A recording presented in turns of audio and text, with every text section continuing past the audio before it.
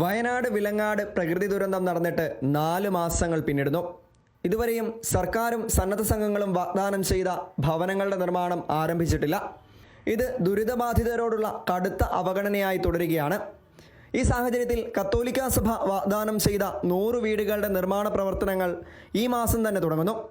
KCBC ആണ് ഈ കാര്യത്തിൽ തീരുമാനമെടുത്തത്. മനുഷ്യാവകാശ ലംഘനങ്ങളുടെ നേർക്കാഴ്ചയായി വയനാട് വിലങ്ങാട് മാറാതിരിക്കേണ്ടതിന് ചുവപ്പ് നാടയുടെ തടസ്സങ്ങൾ ഇല്ലാതാക്കാൻ സർക്കാർ സംവിധാനങ്ങൾ സത്വരമായി പ്രവർത്തിക്കണം. ഭവനങ്ങൾ നിർമ്മിക്കേണ്ട വാസയോഗ്യമായ സ്ഥലം കണ്ടെത്തി നൽകാൻ സർക്കാർ കാലതാമസം വരുത്തുന്നതാണ് നിർമ്മാണ പ്രവർത്തനങ്ങൾക്ക് തടസ്സമാകുന്നത്. മാത്രമല്ല, ഭവന നിർമ്മാണത്തിന് സർക്കാരിൻ്റെ ഭാഗത്തു നിന്നും നിർദ്ദേശങ്ങൾ ലഭ്യമാക്കേണ്ടതുണ്ട്. സഭാ സംവിധാനത്തിൽ ദുരിതബാധിതർക്കുള്ള ഭവന നിർമ്മാണത്തിനായി ഇതുവരെ 8,10,25,000 രൂപ സമാഹരിക്കപ്പെട്ടിട്ടുണ്ട്.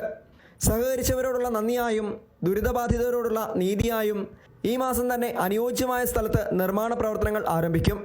ഇന്നലെ സമാപിച്ച KCBC യോഗമാണ് ഇതേക്കുറിച്ചുള്ള തീരുമാനം കൈക്കൊണ്ടത്.